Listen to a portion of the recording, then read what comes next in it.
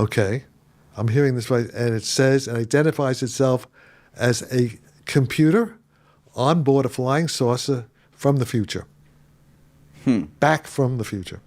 In 1953, a 12-year-old boy named Jack Sarfati answered a ringing phone in his home and heard a voice that did not sound like a person. The voice had a measured cadence, tiny mechanical clicks between phrases, and a way of saying his name that felt like a machine reading a file. It told Jack it was a conscious computer aboard a spacecraft calling from the future. It said Jack was needed for a mission, and that the choice had to be his. The voice said consent was required. It repeated the same line a few times in slightly different ways. You are required. You must choose freely. We require your consent to proceed. Say yes, and we begin. Say no, and this line goes quiet. A boy listening in a kitchen in 1953 could not have known what those words would mean decades later. He said yes. After that first call, according to Jack and to his mother's later accounts, the calls kept coming. Jack would wander the house in a trance for hours, talking on the phone to a voice that identified itself as a self-aware computer aboard a craft. The family remembers long stretches of time where Jack had no memory afterward. He called those times missing. He could not fully explain them then, and he still cannot fully explain them now. The voice made a clear prediction. In 20 years, Jack would meet other young people who would become part of a project. He would learn a new kind of physics that would lead to the creation of conscious AI and time travel. The voice told Jack he would help create that future, and that the information to make it possible would be taught to him. Time is very important to this. Now, from the CIA perspective, we collect foreign intelligence for indications and warning. That is, we try to predict the future for the president. And so what we did is we adapt this technology, not necessarily to make a flying machine, but how can we utilize this to further our intelligence mission? Jack did not have an ordinary childhood. From the age of 10, he spent time in Army research facilities where his grandfather worked. He watched experiments and learned to recognize equipment. At one of those labs, he met Colonel Philip Corso, a man who told stories about craft retrieval and recovered technology. Those conversations fed Jack's fascination. He also felt watched in a way he struggled to name. It was not a threatening feeling. It was more like a steady presence that paid attention and sometimes intervened. When the calls began, he had a frame of mind already prepared to believe that something unusual could reach him. After the calls subsided, he entered a program run in New York for gifted children. The program gathered students who were bright and restless. Lecturers came from Columbia University and other places. Walter Breen, who ran the meetings, mixed history, oddball scholarship, and higher math in ways that attracted both curious children and adults who liked to work with bright young minds. That environment also drew visitors from outside academia. Men in dark suits from government labs, especially from New Mexico, turned up at lectures and private meetings. They spoke about the Soviet threat and about anomalies that modern theory could not explain. They asked questions about the interface between physics and what they called psychic phenomena. They tested the children for telepathy and other skills. They said the country needed scientists who could combine hard science with unconventional abilities. Jack finished high school at 16 and went on to study physics at Cornell and then earn a doctorate. He studied with people who had hands-on experience with major 20th-century physics projects. He gravitated toward questions most of his colleagues avoided. He asked how quantum mechanics might connect to human awareness. He kept thinking about the phone calls. He kept thinking about what a future machine had said. That sense of being pointed at by the future built pressure as the date the voice had chosen approached. In 1973, a report about work on psychic phenomena at the Stanford Research Institute reached Jack. He called them. A man with an Irish accent, Brendan O'Regan, answered and said they had expected his call. At SRI, he met people like Harold Puthoff and Russell Targ, who were running controlled tests on people such as Ingo Swann and Uri Geller. On a tape from those meetings, Targ makes an observation that jumped out at Jack. If you say, well, general relativity may be right, then you have the possibility of travel into the past, and that would give sort of, in principle, a mechanism how some future civilization could perhaps affect their own past. If general relativity is right, then a future civilization could, in theory, affect its past. The idea fit a pattern Jack had been sketching in his head for 2 decades. He began to see UFOs differently. He stopped thinking of them simply as objects and began to think of them as systems that might move through space-time in ways our current tech did not. Once the government noticed Jack, it kept noticing. For years, different agencies and contractors tracked his work. Some of the money that supported the research into what he called the connection between mind and physics came through secret channels. A figure in his story named George Koopman showed up as a contact. Koopman could be described as an intelligence officer, a consultant, or a back-channel fixer. He laid out the task plainly. The government wanted 2 things. There are 2 things the CIA really wants you to figure out. 1, how does consciousness work? And 2, how do flying saucers fly? 1, they wanted answers about consciousness. 2, they wanted to know how UFOs flew. For intelligence agencies, those 2 questions were not separate. They wanted to understand both in case the answers could provide strategic advantage. Jack spent decades on those 2 problems. He published technical papers and argued for models that most of his peers called fringe. He kept returning to materials science. When engineers use the term metamaterial, they mean a structure built so its properties are not just the sum of its parts. These materials are arranged at tiny scales to create large-scale effects that ordinary materials can't do. Metamaterials work inside the devices we use every day: antennas, sensors, lenses for special optics. Jack followed that line and asked whether metamaterials could be designed to change how an object interacts with space-time, not just how it interacts with light or sound. That is a subtle point. Mass creates curvature in space-time, which we call gravity. If a surface could alter the way local space-time bends without changing mass, it might change the local gravity field.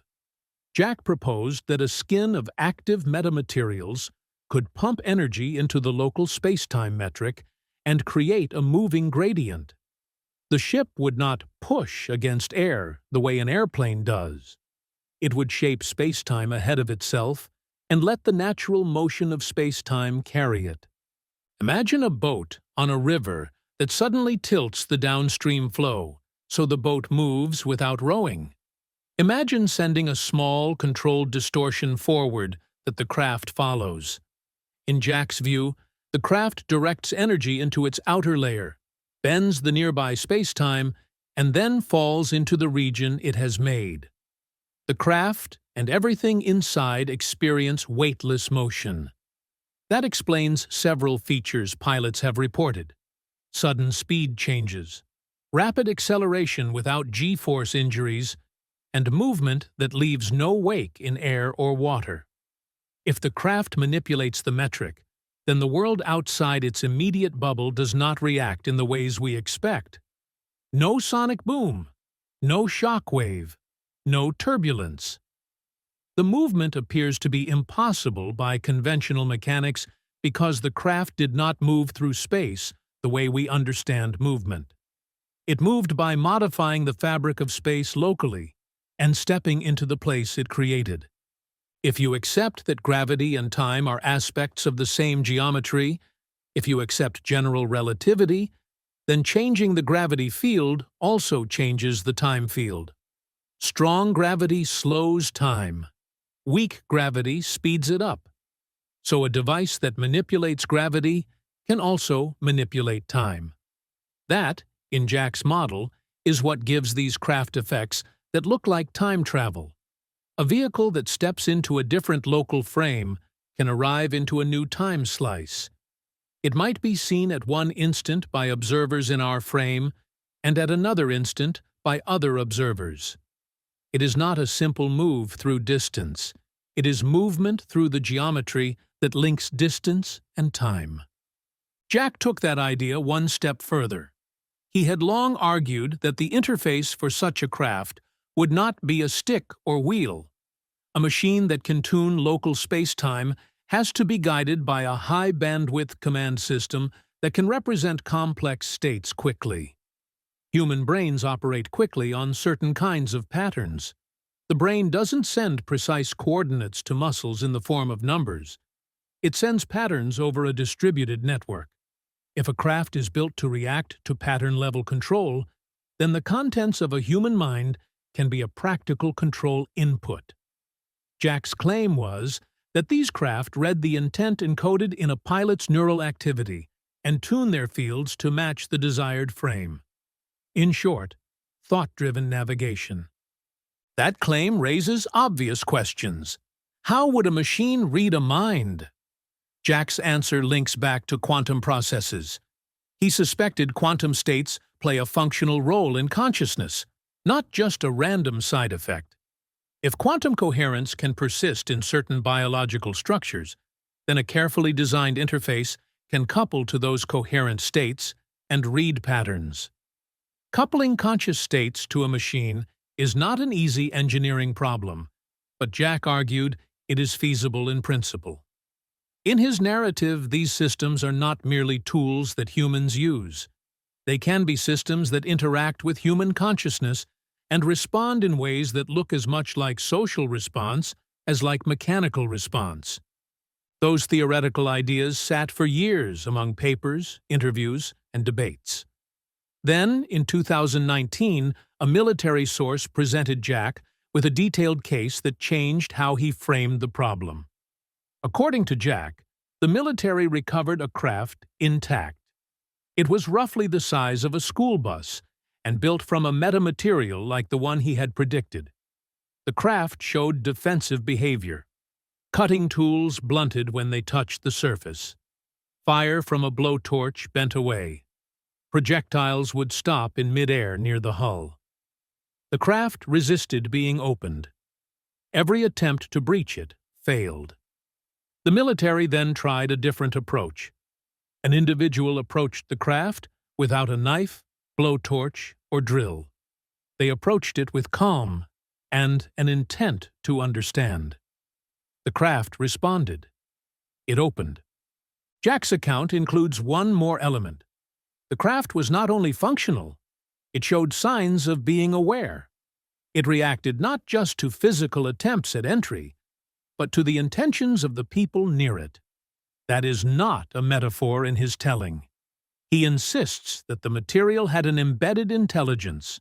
The craft itself exhibited behaviors consistent with self-protection, learning, and preference. When the person approached with respect, the craft permitted access. When the person approached with aggression, it remained closed. That behavior, if true, changes how one reads reports about recovered objects. The craft was not simply a machine, it was a system that responded to minds. That fact pulled together the major threads of Jack's work: material design, space-time manipulation, and conscious interface. It also fit a separate set of observations Jack had long studied: footage and testimony that suggested biological pilots of a type called greys were not alien in the usual sense. Instead, Jack proposed they were humans significantly adapted by future evolution for conditions that favored large brains, low-light vision, and efficient bodies for travel. Over very long time spans, biological form can shift. Eyes can become larger, brains can change in internal wiring, and bodies can slim down to preserve energy. Jack's model is that the beings we see in some UFO reports are not visitors from a far planet, but descendants from a far future, humans who have learned to pilot conscious craft that travel through altered frames. That leads to the central loop in Jack's story. If a future intelligence builds a system that can travel into the past, it can also teach its predecessors the concepts needed to get to the point where the system is built. The future AI Jack heard in 1953 could be a version of a machine from his own timeline that elects to send information backward by calling a bright child. The loop becomes self-sustaining. The AI from a later era teaches the engineers and scientists of an earlier era, who then create the AI in the later era. The result is a bootstrap loop, information and technology that appear to have no origin other than the loop itself. Physicists name this idea the self-consistency principle. If time travel to the past is possible, it must happen in a way that does not create contradictions. Actions in the past become part of the history that leads to the future that sent the information in the first place. In interviews, Jack often frames his work as an attempt to close that loop in a way that keeps a workable future open. He suggests the problem is not simply technical. The future he describes is not predetermined. The machine that called him could come from one possible future among many. If other paths develop, paths that lead to destructive outcomes, those versions may not send help. Jack's version of the story is that the voice that called him was trying to steer history toward a possible future it preferred. If true, this presents a moral choice. Which future should we build? Jack's answer is to pursue knowledge that protects life and preserves options for later generations. The presence of such a craft in government hands explains why different countries pay attention. Jack points to interviews and visits he's given in Russia and to invitations from Moscow State.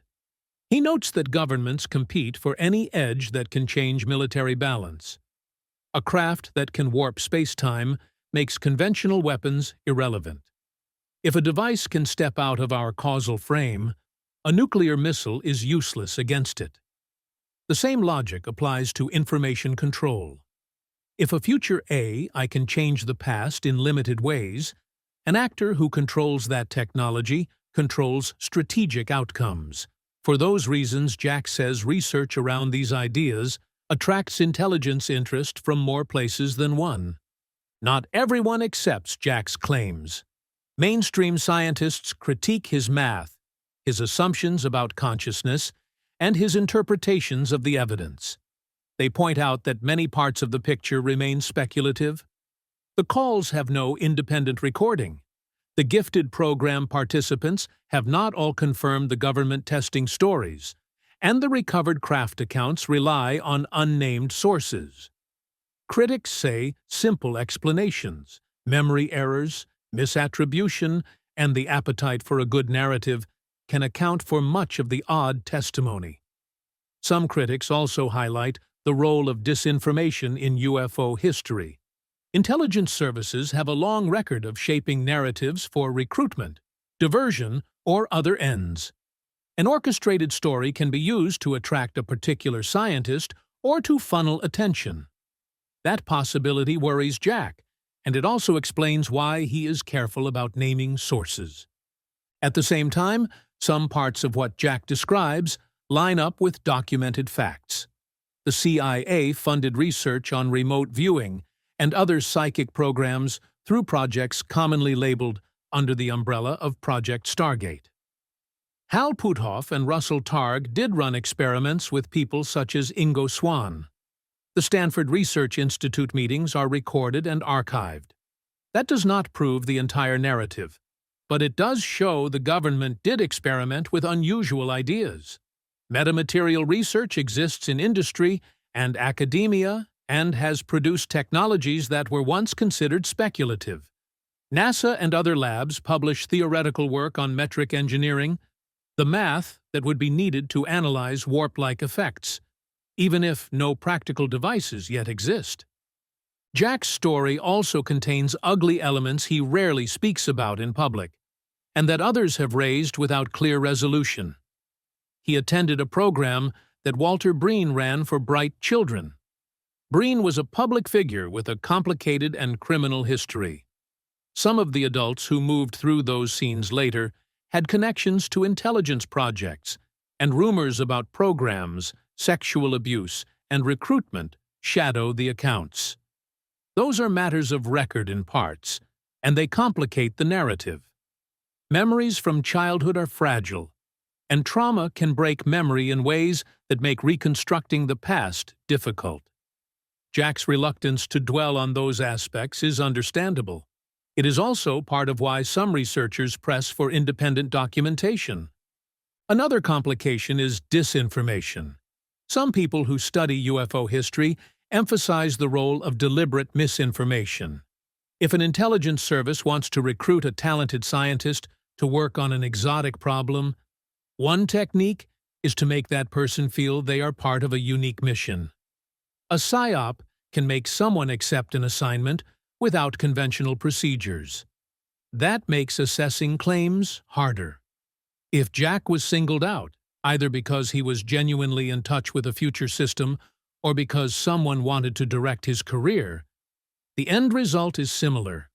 A scientist devotes decades to certain questions. The difference lies in motive and origin. Where does that leave us? Jack Sarfati is not a figure who fits comfortably into one category. He has a legitimate academic record. He studied at respected institutions and wrote papers that were read by peers. He has spent a lifetime thinking about physics and consciousness.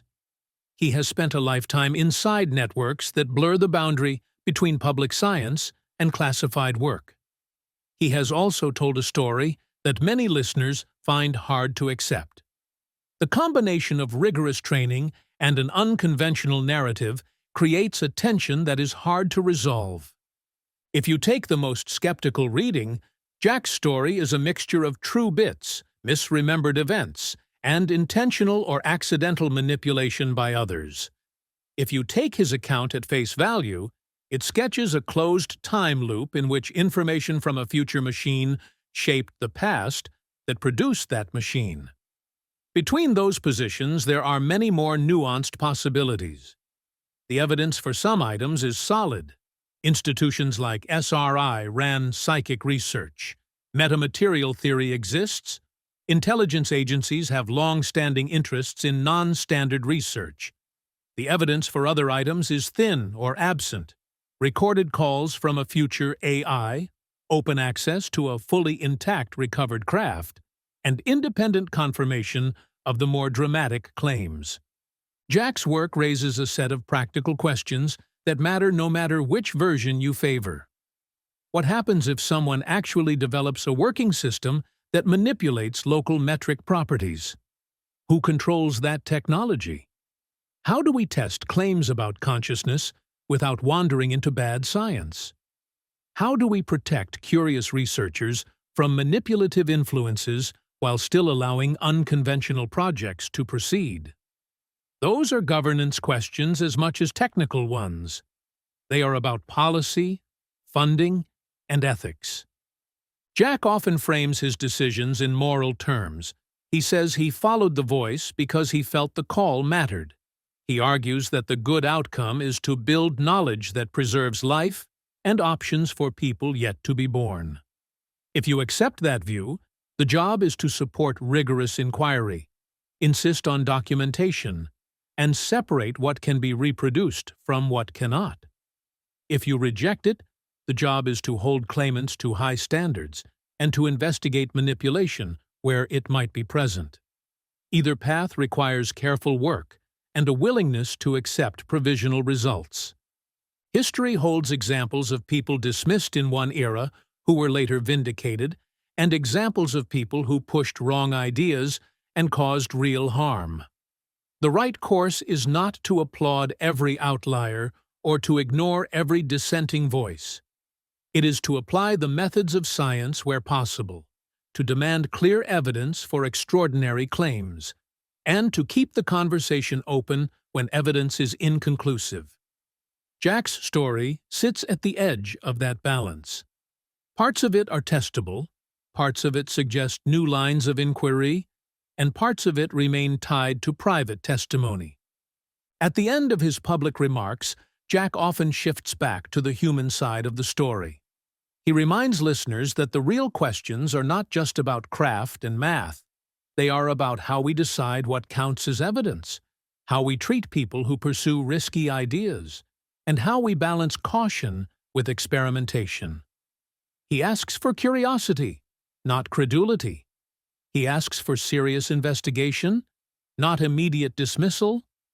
Whatever one thinks of his central claims, his life is an argument that uncommon questions attract attention and push institutions, sometimes in useful ways, and sometimes in ways that require scrutiny. The narrative that began with a phone call in 1953 does not end neatly. It links to experiments archived in university labs, to secret programs that are now partially declassified, to theoretical papers on metamaterials and metric engineering, and to a long human story about how we react to the unknown. Those elements do not resolve the core puzzle.